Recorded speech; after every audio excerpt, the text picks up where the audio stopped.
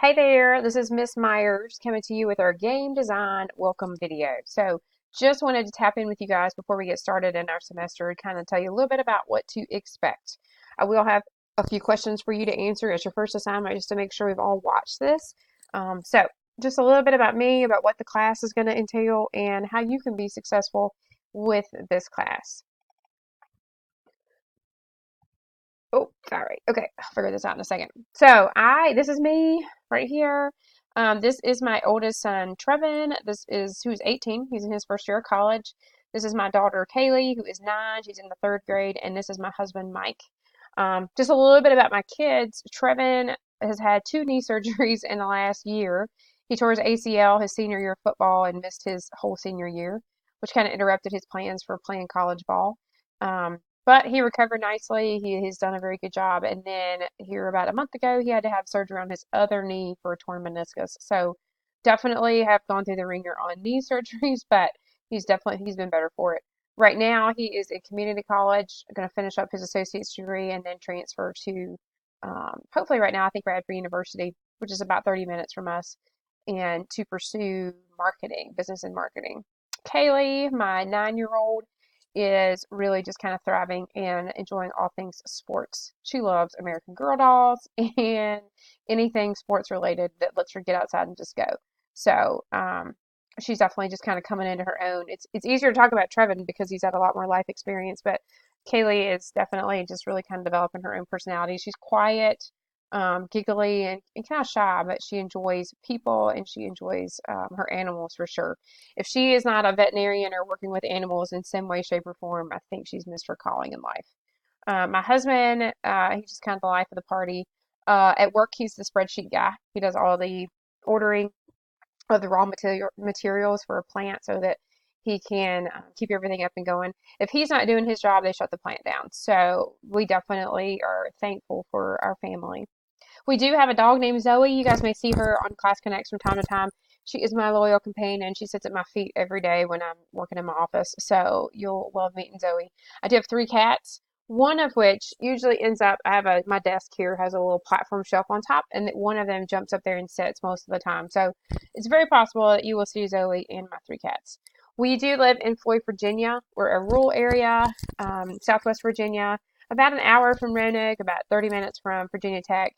And we have 1 stoplight and no middle school. And I tell people that it kind of explains our general area. Our high school goes from 8 through 12, and elementary is pre-K through 7. So a very different dynamic, but it works for us.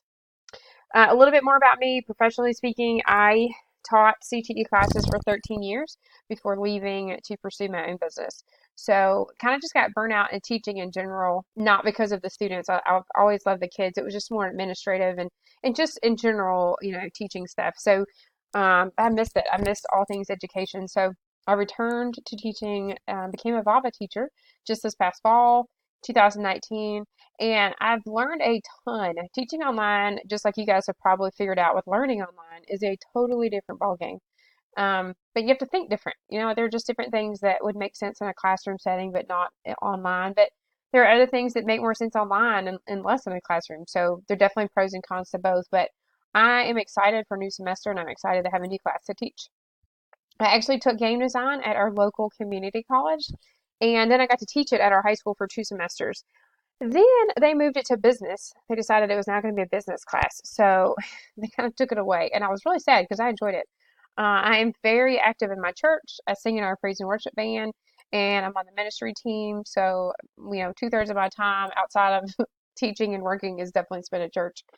I have a few addictions that you should probably know about. Learning, I've just learned recently that what I thought was just being squirrel brained and not being able to focus on one thing for very long truly is becoming an addiction for learning, and it's just the constant chasing of something new to learn. I love learning anything. It does not matter. I love audiobooks because it feeds the learning, self-improvement probably because it feeds the learning, and gardening. Who knew? I'm definitely not a professional gardener. I look out this window because this I can see my garden from my window here in my office. But I love gardening. So come spring, by the time that you guys are starting SOLs, I'm going to be in my garden and working and getting things done. I do not like weeding. I am still trying to develop a love of weeding my garden because that is just not happening, but I love gardening. I love canning food. I love taking stuff from my garden and giving it away. So, all things gardening. My hobbies outside of said gardening would be definitely spending time with my family. You can find us watching something on TV or some Netflix. Kaylee and I love to watch Hallmark movies. My husband, of course, not so much. But as a family of four, we watch and play a lot of sports. Trevin, again, played football, basketball, and baseball growing up. So we were constantly just rotating ball fields wherever we were at.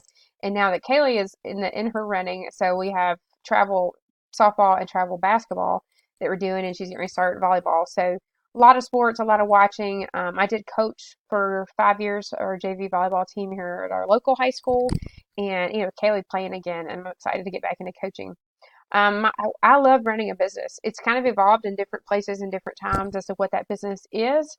But I was in skincare and makeup for about 8 years, and now definitely trying on a couple of new hats. So I think running a business just kind of feeds into my love of learning. I'm constantly doing something new. So those are my hobbies and my addictions that you should know about. Okay, so let's talk about game design just a little bit. What can you expect? So in general, these are the chapters the way that they're laid out. And remember, when they are given to me, they are given to me. Like all of your textbook stuff is created. I can't go in and change text. All of your assignments that you're going to see have already been created. So in order to change anything, you will see my changes and addendums, just to kind of make it simpler for an online class. But we're going to start with the history, of gaming. And then we're going to talk about the components of a game. Like, you guys think about the actual gameplay, but there's a whole lot else that goes into creating a game. So we're going to talk about physically the components of a game pieces, what are things played with, what are the components that are physically necessary for a game, and then talk shop about mechanics. How do things work? How do we begin to start playing and programming a game? And then you're going to have your midterm. Okay, so that's all before February because your exam or your midterm exam. I'm looking this way because I thought I had it written down. It is some week in February. And then after that, you're going to develop your design document. So before we start creating a physical game, you've got to go ahead and plan it out. It's kind of like your flow chart for your game and how things work and the overall plan.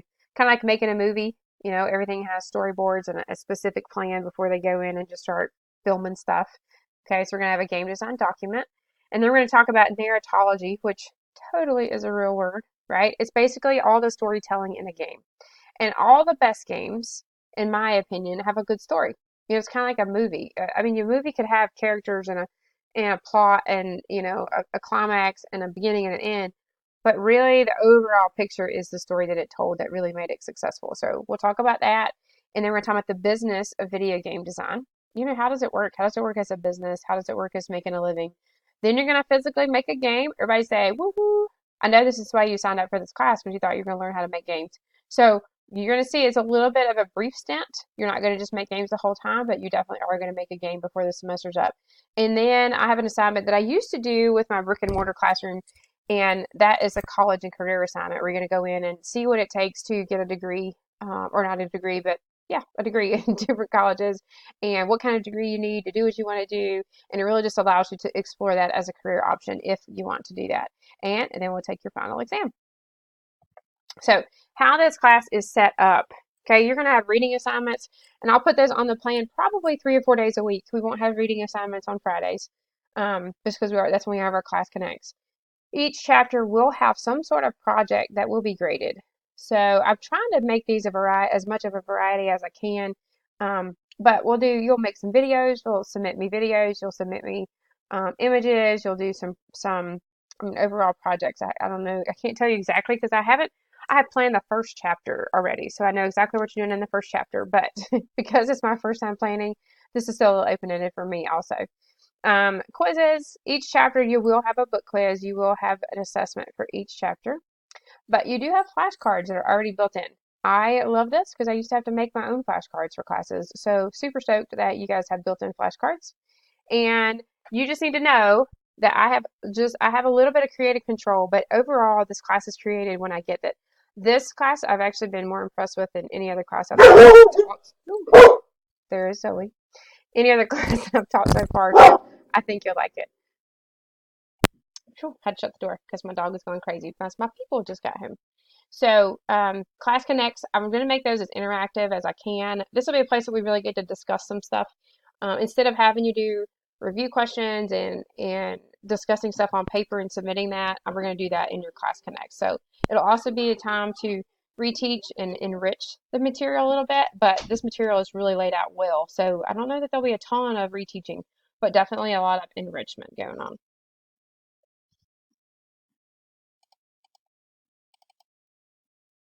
Okay, so how to connect with me in general. Two ways, or the mainframe, just like every other class that you have. So we have a Q&A session or office hours, however you want to talk about that, on Tuesdays from 2 to 3. Now, this session is combined with my engineering class, and they are not recorded. It didn't make a lot of sense, and I had just a couple people jumping on for each class to denote 2 hours of my week to Q&A, but this is, it's not a place where you just come on and type questions in the chat as much as it is that you come on and show me your screen and talk to me just a little bit, because those other questions, chat questions, can be answered through email very easily. And you can submit those anytime through email. I do answer emails. I try to stay within my 8 to 5 window, just so this doesn't control my whole life, considering that I work and play and live all in the same area, just like you guys do. But feel free to email me at any point and I will answer them when I am in my office and sit in front of my computer. But save your Q&A time for physical questions that you want to show me or things that you want to walk through, like talking to me. And then Class Connects on Friday. So this is kind of that one area that's really gray. Technically, they're optional, but we learned in our last semester classes that truly, truly treat them as mandatory. I have decided to go ahead and do extra credit attendance quizzes. So, I mean, it's not going to be a ton per quiz, but that could make the difference. It would basically be totally enough to replace a whole assignment or a whole quiz. So, your attendance quizzes, or you're just going to have a couple questions. Go in and do those after. If you're not on the session live, go in and watch the recording and make sure you're doing your attendance quizzes, because again, that's going to be your extra credit. You're going to get to the end of the semester, and I saw it a lot this semester. Um, People coming in saying, "What can I do to help my grade? Oh my gosh, I didn't realize my grade." Okay, well, do extra credit. Show up for Class Connects, do your extra credit attendance quizzes, and that's going to be where your extra credit comes from. Okay? So, how to be successful, our last slide here, how to be successful in game design. Really and truly show up. Half the battle in all things life is physically being present and making yourself available. If I have not heard from you all semester, or we're halfway through the midterm and I've not heard from you, then you're not showing up. Whether that is a Class Connect, whether that's a Q&A session, whether that's just something on email, or just anything. If there's something going on in your life and you just want to tell me, by all means, be present and make yourself available. Class Connects, again, great place to ask questions. Q&A sessions, office hours, great place to ask questions, and certainly email. Now, you need to know that I'm a teacher because I love learning and I love seeing students succeed. I want nothing more than to help you, but I want you to advocate for yourself. Okay, at the end, do not be that person that shows up only at the end of the semester and then says, "Oh gosh, help." Okay, advocate for yourself along the way. Life will be much easier for you. Stay on the plan. I have spent a lot of time painstakingly putting everything exactly where I think it needs to go. Doesn't mean we won't adjust it, because again, it's my first time teaching it and I'm still learning also. So just know that things are tentative, but stay on the plan. If you know you're going to be out for a few days, work ahead rather than behind catching up. Once you get behind, then you're doing your current work plus what you've missed, and it's really harder to stay engaged, because then you just get to that point, just like the last point here, of going through the motions. So leave room to enjoy what you're doing. Don't just go through the motions. Allow space to learn and have fun. Okay, if you get behind, it makes it harder to do this and harder to stay in the moment and harder to really enjoy what you're doing. So stay on the plan, but have a good time and enjoy the class and enjoy the reason that you're here. So you'll have a little short question answer thing that goes with this, just to kind of show me that you have watched this video and that we're all on the same page. And that will be your first assignment. So I look forward to working with you guys, and we're going to get started in game design real soon.